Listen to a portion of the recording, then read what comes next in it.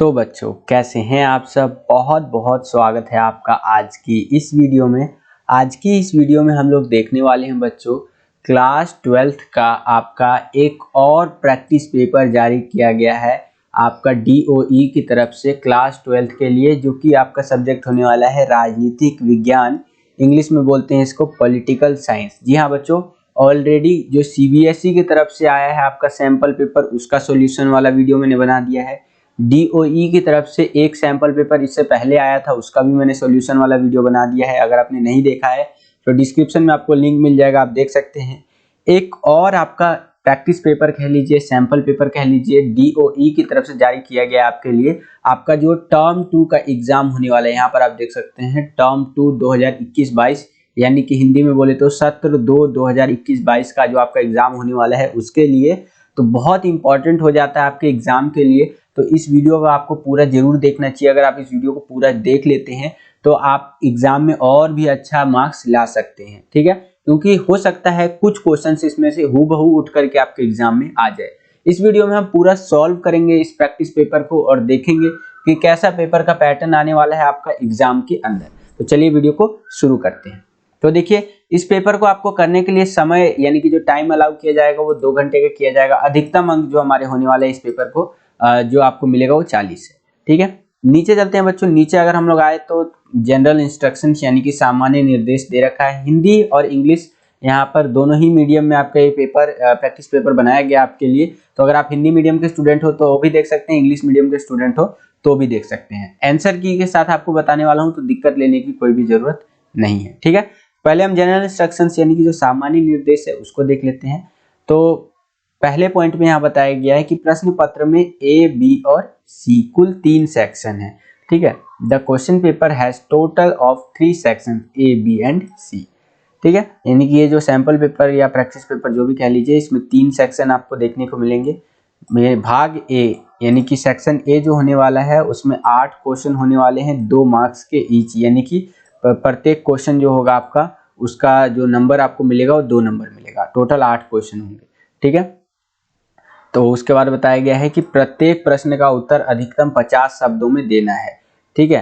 तो यहाँ पर 50 वर्ड्स का आपको लिमिट लगा दिया है कि 50 शब्दों में ही आंसर करना है आपको। नीचे चलते हैं। तीसरे पॉइंट में देखिए क्या बताया गया है कि सेक्शन B यानी कि भाग B में 3 प्रश्न है, ठीक है। जो सेक्शन B होगा उसमें टोटल 3 क्वेश्चन होगा और प्रत्येक प्रश्न 4 अंक का है, यानी कि जो हर एक क्वेश्चन है वो 4 मार्क्स कैरी करता है, ठीक है। प्रत्येक प्रश्न का उत्तर अधिकतम 100 शब्दों में देना है आपको। जितने भी क्वेश्चन है उसका जो आंसर देना है, हर एक क्वेश्चन की बात कर रहा है, उस 100 शब्दों में आपको देना ही देना है। और इसी में बोला गया है मानचित्र प्रश्न का उत्तर दिए गए निर्देशों के अनुरूप दीजिए, यानी कि जो आपका मैप क्वेश्चन होगा उसको भी अटेम्प्ट करना है, जो आपका वहाँ इंस्ट्रक्शंस होगा उसके बेसिस पे, ठीक है।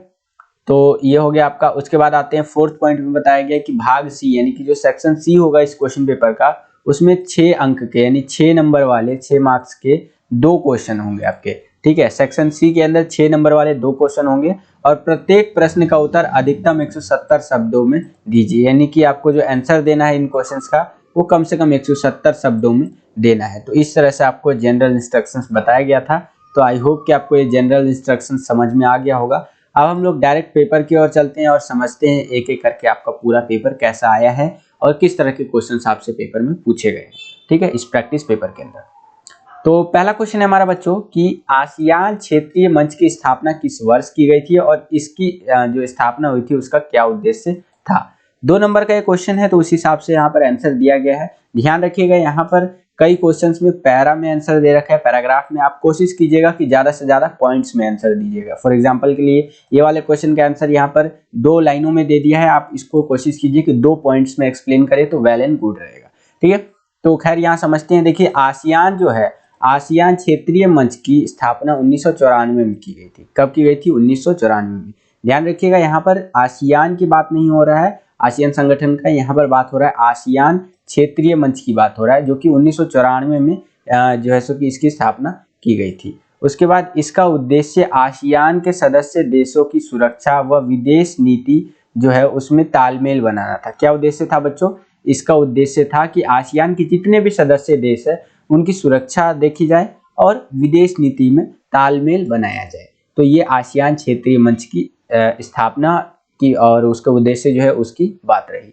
पहले ही क्वेश्चन में आपको अथवा यानी कि चॉइस देखने को मिल रहा है बच्चों। अगर आपको ऊपर वाला ये आसियान वाला क्वेश्चन नहीं आता है तो आप नीचे वाला क्वेश्चन कर सकते हैं। जैसे कि आज की ये पहले का ही एक ऑप्शनल क्वेश्चन है कि आज की चीनी अर्थव्यवस्था, चीनी मतलब चाइना की अर्थव्यवस्था जो है नियंत्रित अर्थव्यवस्था से किस तरह अलग है। ठीक है, तो आपको पता होगा पहले जो चीन था वो एकांतवास पर ज्यादा ध्यान देता था। ठीक है ना, कि मतलब हम अपने देश में केवल अपना ही प्रोडक्ट बनाएंगे, अपने देश के लोगों को बोलेंगे कि सामान बनाइए और अपने देश में बेचिए, बाहर के प्रोडक्ट्स को अलाउ नहीं करेंगे। इस तरह की जो रणनीति थी वो चीन जो है पहले अपनाता था। लेकिन चीन ने क्या किया, 1972 में चीन ने अपना आर्थिक एकांतवास को समाप्त कर दिया और आज चीन का उद्देश्य जो है विश्व पूंजी और प्रौद्योगिकी के निवेश से उच्चतर उत्पादकता को प्राप्त करना है। यहाँ पर ये बोल रहा है कि चीन ने क्या किया, 1972 में अपना आर्थिक एकांतवास जो था, ठीक है ना, उसको समाप्त किया। आर्थिक रूप से वो पूरी दुनिया से जुड़ने के लिए तैयार हो गया था और आज चीन का उद्देश्य जो है आज के टाइम की अगर हम बात करें तो वो जो विदेशी पूंजी है जैसे कि डॉलर, यूरो, आपका रूबल, रुपया, चीन के लिए बता रहा हूँ, तो वो विदेशी पूंजी और प्रौद्योगिकी यानी टेक्नोलॉजी के निवेश से उच्चतर उत्पादकता को प्राप्त करना है। यानी कि ज्यादा से ज्यादा उत्पादकता हो, ज्यादा कोई चीज बनाई जाए और उससे बेनिफिट कमाया जाए।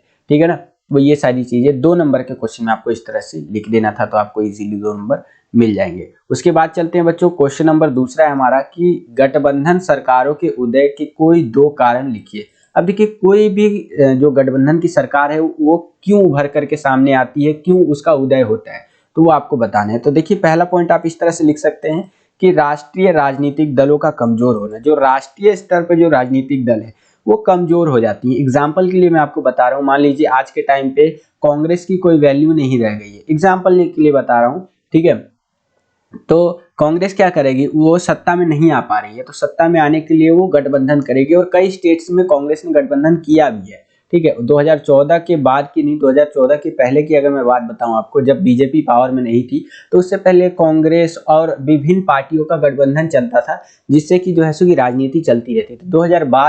2014 के बाद से जब बीजेपी सत्ता में आई है तो पूर्ण बहुमत की सरकार हमारी रही है। अभी तक बीजेपी जो है सो की रूल कर रही है, रूलिंग पार्टी है आपकी। ठीक है, उसके बाद दूसरा बता रहा है कि गठबंधन सरकारों के उदय के कारणों में कि क्षेत्रीय राजनीतिक दलों का प्रादुर्भाव व सरकारों के निर्माण में बढ़ती भूमिका। जो क्षेत्रीय स्तर पर जो राजनीतिक दल है वो भी एक अच्छा परफॉर्मेंस ला करके दे रही है। फॉर एग्जांपल के लिए मैं बताऊं, अगर आप दिल्ली में रहते होंगे तो आपको पता है आम आदमी पार्टी आज के टाइम पे दिल्ली में रूलिंग पार्टी है। ठीक है, तो पहले ये मेजोरिटी की सरकार नहीं बना पाई थी, पहले ये लोग गठबंधन करके सरकार बनाते थे। ठीक है, लेकिन जब इनको मेजोरिटी की सरकार मिली तो आज ये क्या है, रूलिंग पार्टी और एक अच्छा खासा सरकार बना करके बैठे हुए हैं। समझ रहे हैं ना। तो पहले जो हमारे यहाँ पे पार्टियां थी वो कुछ गिनी चुनी पार्टियां थी, लेकिन आज के टाइम पे अगर हम बात करें तो जो क्षेत्रीय स्तर पे अलग अलग क्षेत्रों में, दिल्ली में, पंजाब में, हरियाणा में, बंगाल में, यहाँ पर इन सब अलग अलग क्षेत्रों में, अलग अलग राज्यों में क्षेत्रीय स्तर की अगर मैं बात करूं तो वहां पर भी नई नई पार्टियां उभर रही हैं, उनको भी ज्यादा बहुमत प्राप्त हो रहा है, इससे कि वो भी सत्ता में अपना एक अहम योगदान निभा रही है, जिससे कि क्या है कि गठबंधन की सरकारों का उदय हमें यहाँ पर देखने को मिल रहा है। ठीक है, तो ये आपका रहा, गठबंधन की सरकार के उदय के कोई 2 कारण लिखने थे आपको, तो इसका आंसर कुछ इस प्रकार से लिखना था। 2 नंबर आपको इजीली मिल जाते हैं। नीचे चलता हूं मैं बच्चों, तीसरे क्वेश्चन की ओर चलते हैं। तीसरा क्वेश्चन यहाँ पर देख सकते हैं आप कि चुनाव आयोग को प्रारंभ में किन चुनौतियों का सामना करना पड़ा था। ठीक है, तो जो हमारा इलेक्शन कमीशन था, चुनाव आयोग था, उसको शुरुआत में किन चुनौतियों का यहाँ पर सामना करना पड़ा था। ठीक है, तो देखिए मैं यहाँ पर ये सारा पॉइंट्स तो है, मैं आपको इसको मैप की सहायता से समझाना चाहूंगा। ये देखिए, ये भारत का नक्शा है हमारा, इतना बड़ा क्षेत्र है हमारा भारत का, यहाँ पर आप देख रहे हैं ना, इतना बड़ा क्षेत्र है ये। इसको मैं जूम करके दिखाता हूँ आपको, ये देखिए इतना बड़ा हमारा भारत है। अगर मैं भारत की बात करूं तो इतने बड़े क्षेत्र को पहले तो सीमा निर्धारित करना कि भाई यहाँ पर ऐसे चुनाव होगा, यहाँ पर ऐसे चुनाव होगा। ठीक है, उसके बाद और भी बहुत सारी चीजें थी, जैसे कि आज के टाइम पे अगर आप देखेंगे तो भारत में आपको बहुत से लोग साक्षर मिलेंगे, लेकिन पहले के टाइम पे इतना नहीं था साक्षर लोग। ठीक है ना, भारत के अंदर। उसी हिसाब से अगर मैं बात करूं तो और भी बहुत सारे पॉइंट्स हो सकते हैं। अब यहाँ पर एक बार करके देख लेते हैं। देखिए, स्वतंत्रता जो है स्वतंत्र व निष्पक्ष चुनाव कराना, एक ये चुनौती थी। ठीक है, यहाँ पूरे भारत में स्वतंत्र रूप से चुनाव हो और निष्पक्ष चुनाव हो, किसी के पक्ष में आकर के चुनाव ना हो, एक बड़ी चुनौती तो ये थी, आप मान लीजिए। दूसरा है आपका चुनाव क्षेत्र का सीमांकन करना। मैंने आपको बताया ना, इतना बड़ा भारत है हमारा, तो इसका चुनाव क्षेत्र का सीमांकन करना, कि जैसे कि एक ग्वालियर है तो इसका सीमांकन कहाँ से कहाँ तक होगा, सीमा निर्धारित करना। ठीक है, ये कानपुर है तो इसका कैसे हो करेंगे, तो इस तरह से ये एक प्रॉब्लम वाला चीज था। ठीक है, जो कि चुनाव आयोग के प्रारंभिक चुनौतियों की मैं बात कर रहा हूँ यहाँ पर। उसके बाद आप लिख सकते हैं मतदाता सूची बनाने में समस्या हो गई थी। मतदाता सूची बनाने में कैसे समस्या आ गई थी, मतदाता सूची जो हमारी बनाई गई थी चुनाव आयोग के द्वारा, उसके अंदर जो है कि ऐसे नाम आ गए थे कि अलाना की बेटी फलाना, फलाना की बेटी ढिकना। ठीक है, इस तरह से नाम हमें यहाँ पर देखने को मिले थे, तो मतदाता सूची को दोबारा बनाया गया, तो ये बहुत बड़ी प्रॉब्लम थी। ठीक है, उसके बाद अगर हम आगे फोर्थ पॉइंट की बात करें तो साक्षरता का निम्न स्तर होना। ठीक है, बहुत कम लोग उस टाइम पे पढ़े लिखे थे, तो एक ये भी बहुत बड़ी प्रॉब्लम थी चुनाव आयोग को चुनाव करवाने के लिए। ठीक है, तो आई होप कि आपको समझ में आया होगा कि चुनाव आयोग को प्रारंभ में किन चुनौतियों का सामना करना पड़ा था। ठीक है ना, तो ये सारी चीजें आप लिख देंगे। 2 नंबर का क्वेश्चन है यहाँ पर, तो यहाँ पर 4 पॉइंट आपको बताया गया, 4 में से कोई 2 भी अच्छी तरीके से आप अगर एक्सप्लेन कर देते हैं तो आपको इजीली नंबर मिल जाना चाहिए यहाँ पर। उसके बाद हम बात करते हैं फोर्थ क्वेश्चन की। तो फोर्थ क्वेश्चन में यहाँ पर पूछ रहा है कि भारत और मालदीव के बीच किन क्षेत्रों में सहयोग है, ये आपको लिखना है 2 नंबर के क्वेश्चन में। भारत और किसके बीच में, मालदीव के बीच में। चलिए समझते हैं। देखिए, भारत में मालदीव के आर्थिक विकास, पर्यटन और मत्स्य उद्योग में सहायता की है। ठीक है, भारत ने क्या किया है, मालदीव के आर्थिक विकास की, यानी अगर हम बात करें जो मालदीव है आपका, उसका इकोनॉमिकल जो डेवलपमेंट है, यानी आर्थिक रूप से जो डेवलपमेंट है, उसमें बहुत अच्छा योगदान दिया है भारत ने। कैसे, उसने क्या किया, पर्यटन में मदद की है, मत्स्य उद्योग में सहायता की है। पर्यटन मतलब टूरिज्म वगैरह बढ़ाने में मदद की है। आप देखेंगे भारत के बहुत सारे लोग मालदीव घूमना पसंद करते हैं। आप कभी फोन वगैरह चलाते हो तो उसमें ऐड वगैरह भी आता होगा कि आओ कभी मालदीव। ठीक है, मैं चलाता हूँ तो मेरे को कई बार वो आता है, वो ऐड नहीं आता प्रचार, उसमें आता है कि मालदीव घूमिए इस तरह से। ठीक है, तो खैर ये अलग बातें रही। मुद्दे की बात करें तो यहाँ पर पर्यटन में भारत ने बहुत बढ़ चढ़ करके मदद की है। उसके बाद है मत्स्य उद्योग, यानी कि मछली उद्योग की अगर मैं बात करूं तो उसमें भी भारत ने बहुत ज़्यादा बढ़ चढ़ करके मदद किया है। ठीक है, तो एक ये लिख सकते हैं, भारत मालदीव ने 2020 में 4 समझौते किए हैं। खेल व युवा मामले पर भी दोनों देशों में सहयोग है। ठीक है, भारत ने मालदीव के साथ 2020 में 4 समझौते किए हैं। उसमें से आगे हम कुछ और बात करें तो यहाँ पर बोला गया खेल व युवा मामलों पर भी दोनों देशों में सहयोग है। ठीक है, खेल की अगर हम बात करें, युवाओं की बात करें, तो इन चीज़ों पर जो है कि दोनों ही देशों की आपस में काफ़ी अच्छी कोऑर्डिनेशन बैठी है, दोनों के बीच में क्या है, सहयोग है यहाँ पर। ठीक है ना, तो ये आप लिख सकते हैं भारत और मालदीव के संबंधों के विषय में। तो आई होप कि आपको समझ में आया होगा कि भारत और मालदीव के बीच किन क्षेत्रों पर सहयोग है। तो ये कुछ महत्वपूर्ण पॉइंट्स लिख सकते हैं 2 नंबर में। इसको आप ध्यान रखिएगा, मेरी बात को पॉइंट वाइज आपको लिखने का प्रयास करना है ज़्यादा से ज़्यादा। नीचे चलते हैं बच्चों, अब हम लोग आ चुके हैं 5th क्वेश्चन पे। 5th क्वेश्चन देखिए क्या पूछ रहा है कि मुंबई प्रतिरोध 2004 ने विश्व सामाजिक मंच का क्यों प्रतिरोध किया। ठीक है, दोबारा क्वेश्चन समझिए एक बारी, मुंबई प्रतिरोध। ठीक है, इसको हिंदी में बोला गया है ट्रांसलेट करके, इसलिए थोड़ा सा टफ है।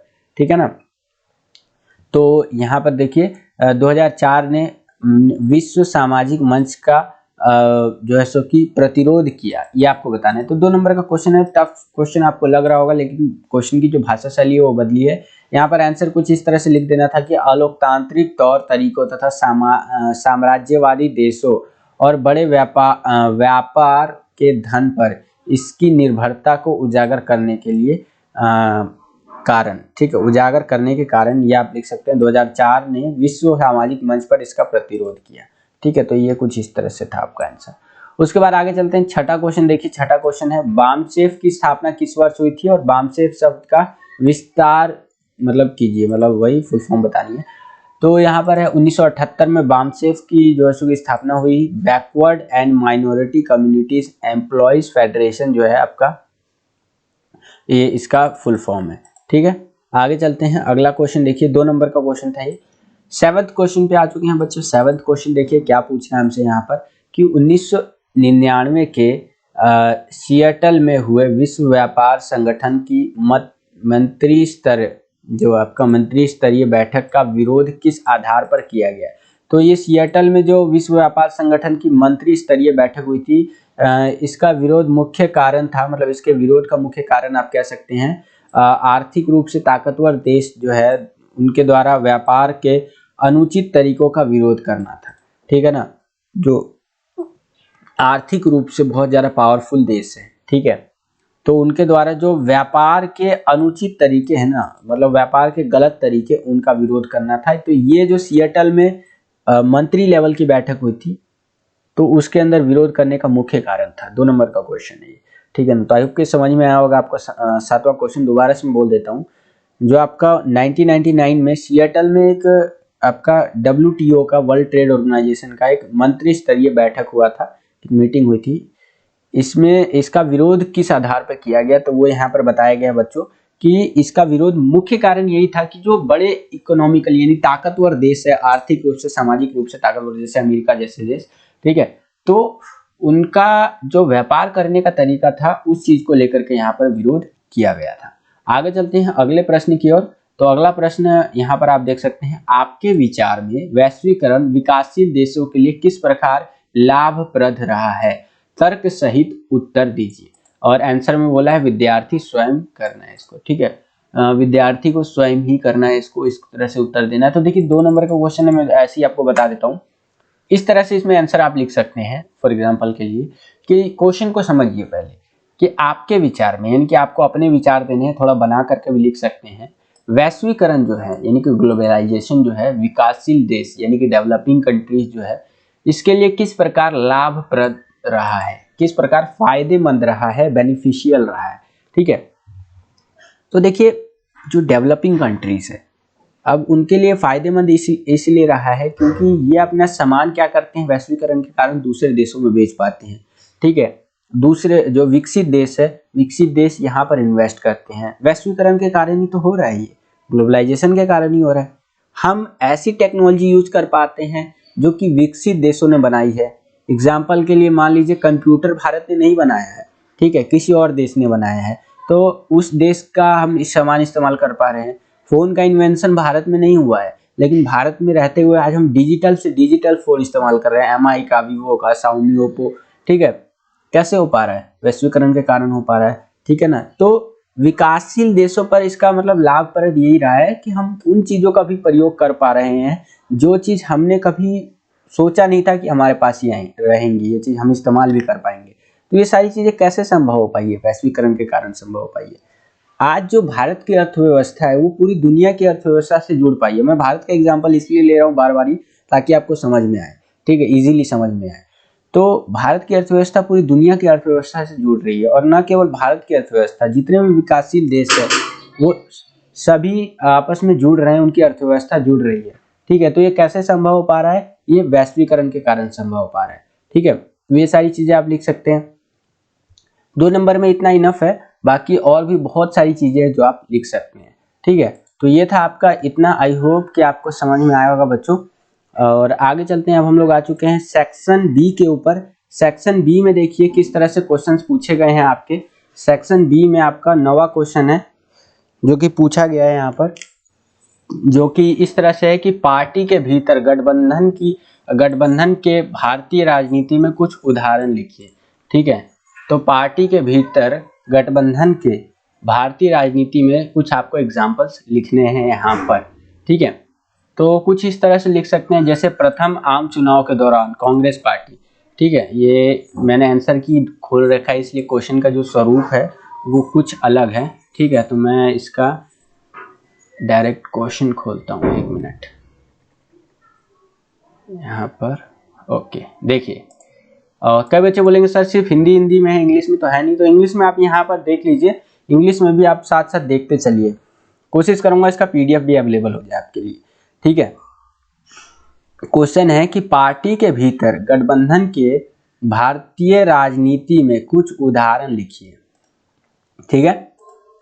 तो इसका उत्तर इस प्रकार से है कि प्रथम आम चुनाव के दौरान कांग्रेस पार्टी एक समाजवादी और विचारधारात्मक गठबंधन के रूप में दिखाई दी थी, या आप बोल सकते हैं वर्तमान में भी विभिन्न पार्टियों के बीच आंतरिक गठबंधन दिखाई देती है।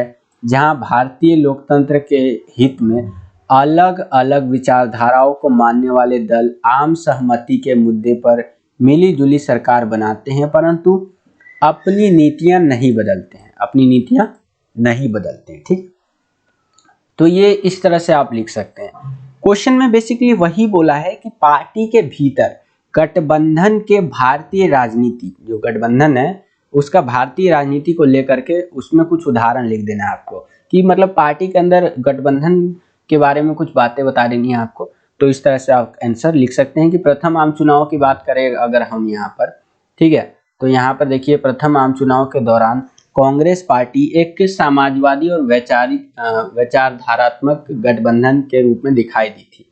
ठीक है, कांग्रेस जो पार्टी थी हमारी वो एक समाजवादी, ठीक है,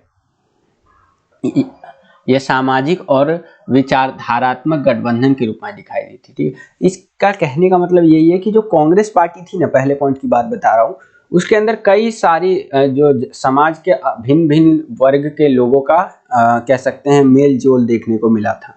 उसी प्रकार से अगर आगे हम बात करें अगले पॉइंट की, तो यहाँ बोला गया है कि वर्तमान में भी विभिन्न पार्टियों के बीच आंतरिक गठबंधन दिखाई देती है।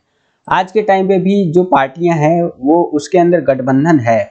ठीक है, वर्तमान की बात कर रहा है, जहां भारतीय लोकतंत्र के हित में हो अलग अलग विचारधाराओं को मानने वाले दल आम सहमति के मुद्दों पर मिली जुली सरकार बनाते हैं, परंतु अपनी नीतियां नहीं बदलते। यही बात बोल रहा है कि ज़्यादातर कई मुद्दे ऐसे होते हैं जिस पर हर पार्टी का हाँ में हाँ होता है कि हाँ ठीक है ये चीज़ ठीक है, लेकिन कई मुद्दे ऐसे होते हैं जहाँ पर जो पार्टी होती है ना उसका अपना ही अलग अलग जो है सो कि रोल होता है। जैसे बीजेपी जो है सो कि बोलेगी कि मैं ये इस चीज़ को मानता हूँ, तो कांग्रेस बोलेगी मैं इस चीज़ को मानता हूँ, और वहीं आम आदमी पार्टी बोलेगी मैं इस चीज़ को मानता हूँ। तो वहाँ पर अलग अलग जो पार्टियां होती हैं उनका अलग अलग रोल होता है यहाँ पर, तो इस तरह से आप कह सकते हैं। तो ये था आपका 4 नंबर का क्वेश्चन, सेक्शन बी का पहला क्वेश्चन था 4 नंबर का आपका बच्चों। तो आई होप कि आपको समझ में आया होगा। आगे चलते हैं 10वें क्वेश्चन की ओर। 10वां क्वेश्चन देखिए कि मंडल आयोग की सिफारिशों के लागू करने के क्या परिणाम हुए। जो मंडल आयोग था आपका उसकी जो सिफारिशें थी उसको जब मतलब लागू किया गया तो क्या परिणाम हुए वो आपको बताना है 4 नंबर में यहाँ पर। ठीक है, तो देखिए 4 नंबर में है तो 4 पॉइंट्स में आपको एक्सप्लेन कर देना है। एक एक करके हम लोग यहाँ पॉइंट्स की चर्चा करते हैं।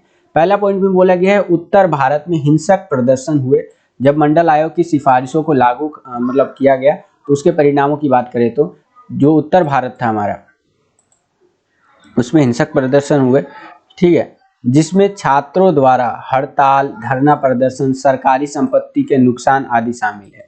ठीक है, जिसके अंदर छात्रों की बात कर रहा है, छात्रों द्वारा कई सारे नुकसान यहाँ पर छात्रों ने किए, जैसे कि हड़ताल वगैरह हुआ, धरना प्रदर्शन किया, सरकारी संपत्ति था ये नुकसान हमारा देखने को मिला, इनको नुकसान हुआ, ये सारी चीजें आप लिख सकते हैं। उसके बाद आगे चले तो बेरोजगार युवाओं व छात्रों द्वारा आत्महत्या की गई।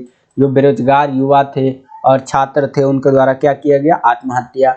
इससे समानता के सिद्धांत के खिलाफ माना गया। इससे क्या हुआ, समानता के सिद्धांत जो है उसके खिलाफ माना गया। तो ये मतलब कुछ बातें हैं बताई गई हैं, इसी तरह से आपको 4 पॉइंट्स में एक्सप्लेन करना है यहाँ पर। ठीक है, तो ये सिर्फ यहाँ इतना ही बताया गया है, लेकिन आपको क्या करना है बच्चों, 4 पॉइंट में, ये जो 10वां क्वेश्चन है इसका 4 नंबर का क्वेश्चन है, 4 पॉइंट में एक्सप्लेन कीजिए और थोड़ा बड़ा एक्सप्लेन कीजिए। यहाँ पर अगर आप देखेंगे ना, मैं देख रहा हूँ कि बहुत छोटे छोटे आंसर है। छोटे आंसर इसलिए, इसका भी एक कारण है क्योंकि ये सिर्फ सजेस्ट करने के लिए आंसर या कह लीजिए हिंट के लिए है। जब आप लिखते हैं तो आपका आंसर बड़ा होना चाहिए, तब आपको 4 नंबर मिलेगा। इस क्वेश्चन में तो एक भूमिका बहुत जरूरी हो जाता है आपका। ठीक है, तो आपको 4 नंबर पूरा मिलेगा। उसके बाद नीचे चलते हैं, तो नीचे आ चुके हैं हम लोग 11वें क्वेश्चन में। 11वें क्वेश्चन में क्या है, ये मानचित्र है आपका। 11वां क्वेश्चन यहाँ से पढ़ लेते हैं एक बारी। ये 11वां क्वेश्चन है आपका, और थोड़ा सा नीचे चलेंगे तो मैप भी दिख जाना चाहिए आई थिंक। ओके, ये रहा मैप आपका। तो पहले क्वेश्चंस को तो पढ़ लेते हैं एक एक करके, देन हम लोग मैप को सॉल्व करेंगे। ये देखिए नीचे दिए गए मानचित्र ए, बी, सी और डी जो है उसमें 4 देश है वो दर्शाए गए हैं। दी गई जानकारी के आधार पर इन देशों की पहचान कीजिए और अपनी उत्तर पुस्तिका जो तालिका है उसमें लिखिए। यानी कि आपको मैप जो है कि उसमें नहीं करना है, यहाँ पर जो तालिका बनी हुई है इसके अंदर आंसर लिखना है। तो देखिए एक क्रम है आपका 1 2 3 4, संबंधित अक्षर यहाँ पर लिखने हैं और आपका देश का नाम यहाँ लिखना है। पहला क्वेश्चन इस तरह से पूछा है, संबंधित अक्षर आपका क्रम संख्या 1, ठीक है। 1987 में भारत ने जिस देश में शांति सेना भेजी थी, तो भैया किस देश में शांति सेना भेजी थी आपका, ये हो जाएगा श्रीलंका में। कहाँ भेजी थी बच्चों, श्रीलंका में। देखिए ये मैं मैप की ओर ले चलूँ तो श्रीलंका कहाँ पे आता है पता है ना आपको, ये देखिए श्रीलंका, सी जो है ना आपका, ये देखिए सी आपका श्रीलंका हो जाएगा। तो इस तरह से आपको आंसर लिखना है सी, ठीक है। संबंधित अक्षर लिख देंगे और देश का नाम की अगर हम बात करें तो वो हो जाएगा आपका श्रीलंका, ठीक है। उसके बाद आगे चलते हैं, तो अगला हमारा यहाँ पर कुछ इस तरह से क्वेश्चन बना है कि दूसरा क्वेश्चन कि वह देश जो भारत की पूरब चलो नीति का हिस्सा है, ठीक है। तो वो देश कौन सा है बच्चों आपका, वो है बांग्लादेश, ठीक है। डी हो जाएगा। मैं अभी मैप में दिखा दूंगा आपको, देखिए बांग्लादेश यहाँ पर है, इधर साइड में बांग्लादेश है, ठीक है। ये डी, ये देख रहे हैं आप, ये आपका बांग्लादेश है।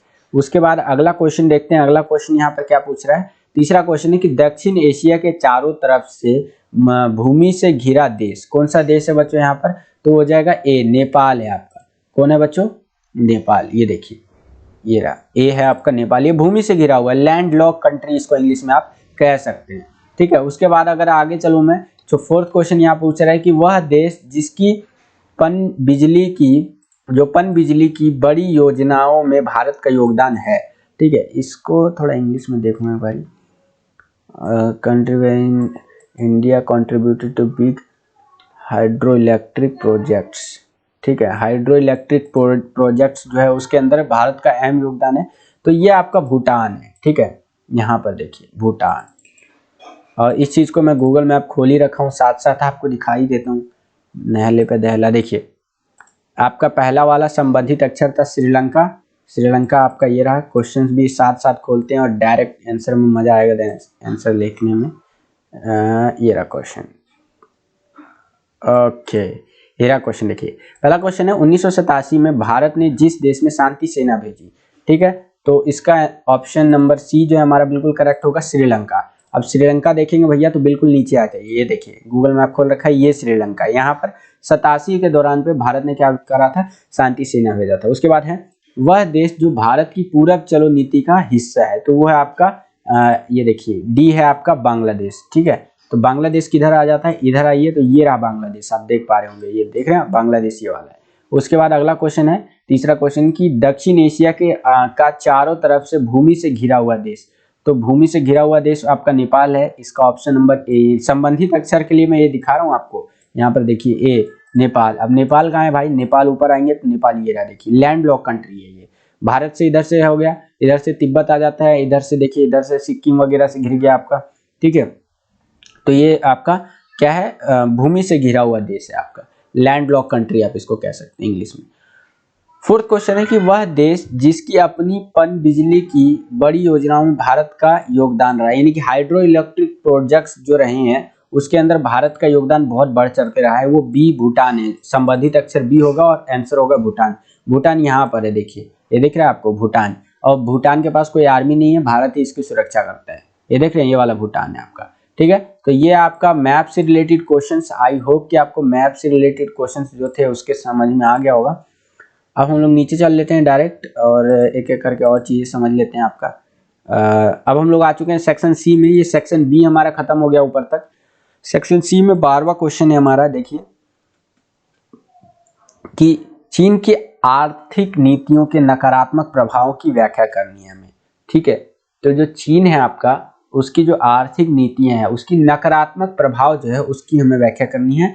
यहाँ पर 6 नंबर का क्वेश्चन है, ध्यान रखिएगा। तो 6 पॉइंट्स तो आपके मिनिमम होने चाहिए, ठीक है। बेशक से इन्होंने 2 में एक्सप्लेन किया हो, 4 में एक्सप्लेन किया हो, लेकिन आपके 6 पॉइंट्स होने चाहिए। अगर 6 नहीं बनते हैं, 5 ही बनते हैं, तो 5 को ही अच्छे से एक्सप्लेन कर दीजिए, ठीक है। ये बात भी मैंने आपको कई बार बताई है कि जरूरी नहीं है कि मान लीजिए 6 नंबर का क्वेश्चन है, 5 नंबर का, 4 नंबर का क्वेश्चन है तो उतने के उतने पॉइंट बनने चाहिए, कम भी पॉइंट बन सकते हैं। मान लीजिए 6 नंबर का क्वेश्चन है तो 3 पॉइंट भी बन सकता है, ठीक है। 3 पॉइंट बन रहा है तो 3 को ही इतनी बढ़िया तरीके से एक्सप्लेन कर दो कि जो आपका टीचर है वो खुश हो जाए, बिल्कुल, ठीक है। तो उसी प्रकार से बातें हैं यहाँ पर। चीन की जो आर्थिक नीतियां हैं, ठीक है, चीन की आर्थिक नीतियां हैं, उनका नकारात्मक प्रभाव की हमें क्या करनी है, व्याख्या करनी है। तो एक एक करके समझते हैं। देखिए चीन में बेरोजगारी में वृद्धि हुई है और लगभग 10 करोड़ लोग रोजगार की तलाश में है। जो चीन है उसमें बेरोजगारी में वृद्धि हुई है। आपको पता है दुनिया में सबसे ज्यादा आबादी आज के टाइम पे चीन में है, ठीक है, दूसरे नंबर पे भारत आता है। तो चीन जो है उसमें बेरोजगारी में वृद्धि हुई है पहले के मुकाबले। लगभग 10 करोड़ लोग जो है रोजगार की तलाश में हैं, आप कह लीजिए जॉब ढूंढ रहे हैं। उसके बाद बताया गया है कि महिलाओं के रोजगार और काम करने के हालात खराब है, ठीक है, जो महिलाओं का रोजगार है और काम करने के हालात है वो खराब है। 12-12 घंटे 15-15 घंटे काम करवाए जाते हैं महिलाओं से, न केवल महिलाओं से बल्कि पुरुषों से भी इससे ज्यादा 16-16 18-18 घंटे काम लिया जाता है चीन के अंदर, ठीक है। हमारे देश में जितना आप बोल सकते हैं ना, जितना फ्रीडम है उतना फ्रीडम चीन में नहीं मिलेगा आपको, ठीक है। तो ये उसकी आर्थिक नीतियों के नकारात्मक परिणाम है। आर्थिक नीति मतलब अपने देश का पैसा यानी इकोनॉमी उसकी कैसे भी कर को हम लोग को ऊपर आना है, इस तरह से। आपको पता है आप चीन का फोन यूज करते हैं, मान लीजिए आप ये वीडियो देख रहे हैं मैं ये वीडियो अपने चैनल पे अपलोड किया हमारे चैनल पे, तो आप इस वीडियो को देख रहे हैं। मुझे जहां तक लगता है आपके पास या तो ओप्पो का फोन होगा, वीवो का होगा, एमआई का होगा, या फिर कह लीजिए वन प्लस का होगा, एप्पल का होगा, ठीक है, ज्यादा से ज्यादा एप्पल का होगा। तो ये सारे फोन मेड इन चाइना है, ठीक है। एप्पल बाहर की कंपनी है लेकिन फोन उसके चाइना में बनते हैं। और वो फोन बनाता कौन है? जो चीन के मजदूर है, चाहे वो स्त्री हो या पुरुष हो। 10-10 घंटे 12-12 घंटे 15-15 घंटे काम कराना पड़ता है, करवाते हैं ये कंपनियां, क्योंकि इन कंपनियों को भाई अपना प्रॉफिट चाहिए। प्रॉफिट के लिए तो वो तो दबा के काम करवाएंगे ही, और चीन की सरकार को भी इससे फायदा हो रहा है। तो चीन की सरकार क्या बोलती है? काम कराओ भाई, गधा मजदूरी करवाओ, हमें कोई मतलब ही नहीं। लेकिन यही चीज भारत में करवा के देख लो, तुरंत प्रोटेस्ट होने लग जाएगा, समझ रहे हैं। तो ये कुछ नकारात्मक प्रभाव है चीन के आर्थिक नीतियों के। उसके बाद है पर्यावरण को भी नुकसान हो रहा है। चीन अपना फायदा देख रहा है, कंपनियां अपना फायदा देख रही है, लेकिन पर्यावरण को इससे क्या हो रहा है? नुकसान हो रहा है। भ्रष्टाचार में वृद्धि हुई है। भ्रष्टाचार में क्या हुआ है? वृद्धि हुआ है चीन में। अमीर और गरीब के बीच के जो फासले हैं उसके अंदर हमें वृद्धि देखने को मिली है चीन के अंदर, ठीक है। तो ये सारी चीजें आप लिख सकते हैं, ठीक है बच्चों, 6 नंबर का क्वेश्चन में। आगे चलते हैं, अगला क्वेश्चन देखिए। अगर आपको चीन वाला क्वेश्चन नहीं आता तो अथवा में आपको एक एक्स्ट्रा क्वेश्चन दे रखा है कि भारत में दक्षिण पंथी द्वारा वैश्वीकरण की आलोचना किन आधारों पर की जाती है, वर्णन करना है। तो देखिए वैश्वीकरण का आलोचना क्यों होगा, उसका हम लोग कह सकते हैं एक तरह से आलोचना का मतलब वही है, एक तरह से बेइज्जती करना। लोकल लैंग्वेज में अगर मैं आपको बताऊं तो बता रहा हूं, ठीक है। देखिए कई सारे कारण हैं, उनमें से कुछ कारण इस प्रकार से दक्षिण पंथी राजनीतिक क्षेत्र में राज्य की भूमिका में वृद्धि करने का समर्थन करते हैं, ठीक है। दक्षिण पंथी जो है वो राजनीतिक क्षेत्र में जो राज्य की भूमिका है उसमें वृद्धि करने का समर्थन करते हैं। ये क्वेश्चन पूछ रहा है कि जो भारत में जो दक्षिण पंथी लोग हैं वो वैश्वीकरण की आलोचना किन आधारों पर करते हैं, कि मतलब क्या बेसिस है उसके आधार पर हम लोग वैश्वीकरण की आलोचना करेंगे।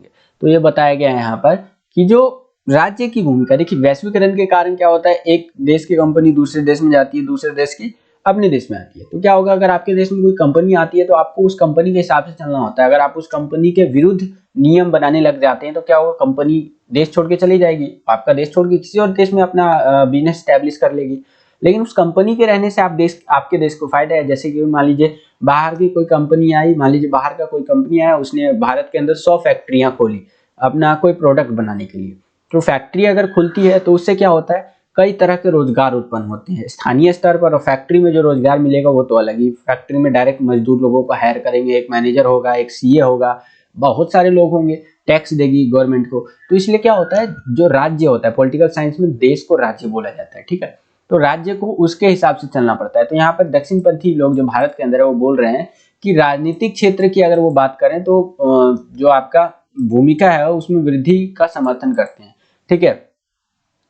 किसका? गवर्नमेंट का, ठीक है। तो आर्थिक क्षेत्र में दक्षिणपंथी सड़क संरक्षणात्मक या क्या है, एक मिनट, ठीक है, हाँ, संरक्षणवाद का समर्थन करते हैं, ठीक है। संरक्षणवाद मतलब कि हम लोग को संरक्षण करके रखना चाहिए, आर्थिक क्षेत्र की बात करें। और सांस्कृतिक क्षेत्र में क्या कह रहा है कि दक्षिणपंथी अपनी संस्कृति की सुरक्षा का समर्थन करते हैं, कि हाँ हमें अपनी संस्कृति की सुरक्षा करनी चाहिए, ठीक है। तो ये था आपका क्वेश्चन, आपका 12वां क्वेश्चन। आई होप कि आपको समझ में आएगा। 6 नंबर के लिए क्वेश्चन था आपका, 6 नंबर में आपको आंसर करना था।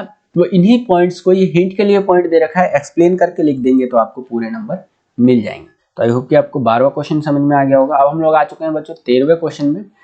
13वां क्वेश्चन देखिए क्या पूछ रहा है यहाँ पर, ये देखिए कि आपातकाल को भारतीय लोकतंत्र के इतिहास में एक काले अध्याय के रूप में क्यों देखा जाता है, विश्लेषण करना है आपको। तो इस तरह से आपको उत्तर लिखना है। बहुत इजी क्वेश्चन है, जिसने आपातकाल वाला क्वेश्चन पढ़ा होगा, ठीक है, जो आपातकाल इमरजेंसी का वाला चैप्टर है, उसका नया नाम हो गया आपका लोकतांत्रिक पुनरुत्थान, ठीक है। तो उस चैप्टर में इस क्वेश्चन का आंसर आपको देखने को मिलेगा। तो देखिए यहाँ पर आपातकाल को भारतीय लोकतंत्र जो है उसके इतिहास में काले अध्याय के रूप में देखा जाने के बहुत सारे कारण हैं। देखिए, जब आपातकाल लगा था तो जो मौलिक अधिकार है उसका स्थगन किया गया, ठीक है ना। एक तरह से जो लोगों के अधिकार थे वो छीन लिए गए थे, ठीक है ना। और उसके बाद बोला गया कि प्रेस सेंसरशिप को लागू कर दिया गया। प्रेस सेंसरशिप मतलब गवर्नमेंट के अगेंस्ट आप कुछ नहीं लिख सकते हैं। जैसे चाइना में आज भी प्रेस सेंसरशिप है, रशिया में आज भी प्रेस सेंसरशिप है, सारी चीजें गवर्नमेंट कंट्रोल करती है। तो वही चीजें यहाँ पर भी हो गया था 1975 में आपका जब आपातकाल लगाया गया था। तो क्या बोला गया, भाई आप गवर्नमेंट के खिलाफ नहीं लिख सकते हो। उसी प्रकार से बोला गया कि अभिव्यक्ति की स्वतंत्रता पर रोक लगा दी गई। जो अभिव्यक्ति की स्वतंत्रता थी कि भाई मेरे को बोलने का अधिकार है, इस तरह से जो अभिव्यक्ति की स्वतंत्रता है उस पर रोक लगा दी गई सरकार के द्वारा। सरकार द्वारा क्या करवाया गया, नसबंदी कार्यक्रम चलाया गया कि भाई लोगों को पकड़ो, नसबंदी करो, क्योंकि आबादी बहुत बढ़ रही है। उसके बाद विपक्षी नेताओं की गिरफ्तारी की गई, मीसा का दुरुपयोग किया गया था, यानी कि जो विपक्षी दल के नेता थे उन सबको गिरफ्तार करके जेल में डाल दिया गया। जयप्रकाश नारायण भी उनमें से एक थे आपके, ठीक है। उसके बाद बोला गया कि पुलिस अधिकारियों व नौकरशाही द्वारा शक्तियों का दुरुपयोग किया गया। जो पुलिस अधिकारी थे, जो नौकरशाही लोग थे, गवर्नमेंट एम्प्लॉइज थे, उन सब ने क्या किया, अपनी शक्तियां जो उनके पास पावर्स थी उनका गलत इस्तेमाल किया। तो ये सारे कारण यह दर्शाते हैं कि जो आपातकाल लगा था वो भारतीय लोकतंत्र जो है उसके इतिहास में काले अध्याय के रूप में हम लोग उसको देखते हैं, ठीक है। तो इस तरह से आपको एक्सप्लेनेशन देना था इन सबका। इनको अच्छे से एक्सप्लेन करके लिख देंगे इन पॉइंट्स को, इजीली आपको 6 नंबर मिल जाएगा। विद एक भूमिका बना दीजिएगा, एक अच्छा से निष्कर्ष जोड़ दीजिएगा, लीजिए हो गया आपका आंसर तैयार। उसके बाद आज चलते हैं हम लोग 13वें क्वेश्चन में। आपको एक अथवा देखने को मिला है कि अगर वो लोकतंत्र वाला क्वेश्चन नहीं आता है, आपातकाल वाला सॉरी, तो आप ये वाला कर सकते हैं कि स्वतंत्रता के बाद से भारतीय राजनीति में दलीय व्यवस्था की कौन सी मुख्य प्रवृत्तियां दिखाई देती हैं, अपने विचार व्यक्त कीजिए आप, ठीक है। जो स्वतंत्रता हुआ उसके बाद जो भारतीय राजनीति में जो दलीय व्यवस्था है, जो अलग अलग दल है, ठीक है, उनमें मुख्यतः कौन सी प्रवृत्तियां दिखाई देती हैं, अपने विचार व्यक्त करने हैं। तो इस तरह से बताया गया कि स्वतंत्रता के बाद प्रारंभिक दशकों में परिस्थितियों के वंश एक पार्टी का शासन रहा, ठीक है। देखेंगे तो कांग्रेस पार्टी रही, गांधी परिवार ने राज किया, ठीक है। आपातकाल लग गया भाई, आपातकाल के बाद दूसरी पार्टी का सत्ता में उभरा, ठीक है। यहाँ भारत की बात कर रहे हैं, स्वतंत्रता के बाद कैसा राजनीति में माहौल रहा था, ठीक है। तो आपातकाल लगा दिया 75 में गांधी ने, इंदिरा गांधी ने। उसके बाद जनता भड़क गई, जनता ने क्या किया, दूसरी पार्टी को वोट दे दिया, दूसरी पार्टी सत्ता में आ गई। 1989 से केंद्र में गठबंधन सरकार का दौर आरंभ हुआ, ठीक है। 1989 से लेकर के केंद्र में क्या हुआ, गठबंधन की राजनीति हमें देखने को मिली, यानी 90 कह लीजिए, ठीक है। 2014 से क्या हुआ कि पुनः एक दल को बहुमत मिली, कौन सी थी वो, बीजेपी थी, और इन्होंने भी गठबंधन सरकार बनाई। इसे एक दल को बहुमत मिली, लेकिन इन्होंने क्या किया कि गठबंधन सरकार बनाई और इसे एक अतिरिक्त बहुमत गठबंधन भी कहा गया, ठीक है। इसका अर्थ में गठबंधन की राजनीति क्या प्रकृति में एक बड़ी परिवर्तन देखने को मिला है, जो कि एक दलीय नेतृत्वशील गठबंधन के स्थान पर एक दलीय प्रभुत्वशील गठबंधन के रूप में दृष्टिगत होता है। कहने का मतलब यह है कि इनको तो बहुमत मिला था, यानी कि इनको मेजोरिटी की सरकार इनकी बननी थी 2014 में, यहाँ बीजेपी की बात कर रहा है, लेकिन क्या हुआ, इन्होंने गठबंधन बनाया। तो इससे क्या हुआ कि गठबंधन तो हमें यहाँ पर देखने को मिला, लेकिन ऐसा गठबंधन जिसमें एक पार्टी को बहुत ज्यादा शक्तियां प्राप्त हो, ठीक है। तो ये था आपका इस तरह से आंसर, अपने विचार व्यक्त करने हैं बेसिकली, तो इस तरह से आप कर सकते थे, ठीक है। तो बस बच्चों यही था आपका सैंपल पेपर कह लीजिए, प्रैक्टिस पेपर कह लीजिए, उसका सॉल्यूशन। आई होप कि आपको समझ में आया होगा, ठीक है। मैंने कोशिश किया जितना ज़्यादा हो सके इंग्लिश में भी एक्सप्लेन करूँ, हिंदी में भी एक्सप्लेन करूँ। तो यही था आज का वीडियो, मिलता हूँ आपसे अगली वीडियो में। अगर आप हमारे चैनल पर नए आ गए हैं और हमारे चैनल को सब्सक्राइब नहीं किया है तो चैनल को सब्सक्राइब कर लीजिए, और बगल में आपको बेल का आइकन देखने को मिलेगा, उसको प्रेस करके ऑल पे क्लिक कर दीजिएगा। इससे आने वाले हमारे चैनल पर नए वीडियोज़ की नोटिफिकेशन सबसे पहले आपको मिल जा करेंगी। आज के वीडियो में इतना ही, मिलता हूँ आपसे अगली और एक्साइटिंग वीडियो में। तब तक के लिए खुश रहिए, खुश रखिए सभी को। जय हिंद, वंदे मातरम। लेकिन बच्चों यहाँ पर मैं आपको एक बात बताना चाहूँगा कि आपने नोटिस किया होगा कि मैं वीडियोस डाल रहा हूँ, नहीं भी डाल रहा हूँ, 1-2 दिन में डाल रहा हूँ, नहीं डाल रहा हूँ। कृष्णा सर तो कंटिन्यू वीडियो अपलोड करने का प्रयास कर रहे हो, कर भी रहे हो अपलोड, ठीक है। 11th क्लास के लिए, लेकिन 12th के लिए मैं कम वीडियोस ला रहा हूँ क्योंकि मेरे भी एग्ज़ाम्स आ गए हैं बच्चों, मुझे भी पढ़ना पड़ता है, ठीक है। तो मैं भी पढ़ रहा हूँ, लेकिन मैंने सोचा कि ऐसे आपको भी तो छोड़ नहीं सकते, आपके भी प्री बोर्ड्स आ गए हैं, प्री बोर्ड की डेट शीट मिल गई होगी आपको संभवतः, और आपके बोर्ड्स भी है, ठीक है। तो आपको भी छोड़ नहीं सकते, तो आपके लिए भी मैं कंटिन्यू जितना मेहनत कर सकूँगा उतना करूँगा, जितनी कंटेंट आपके लिए, जितनी वीडियोस बना पाऊँगा बनाऊँगा। बस अपना सपोर्ट बनाए रखिए, आपसे ही निवेदन है। सपोर्ट बनाने के लिए इस वीडियो को लाइक कर दीजिएगा। इस वीडियो को अगर आप लाइक करते हैं, जितना ज़्यादा से ज़्यादा लाइक होगा, इसी तरह का वीडियो मैं आपके लिए लाया करूँगा, ठीक है, सबसे पहले हमारे चैनल पर, ठीक है। तो बस आज के लिए इतना ही, मिलता हूँ आपसे अगली वीडियो में। जय हिंद, वंदे मातरम।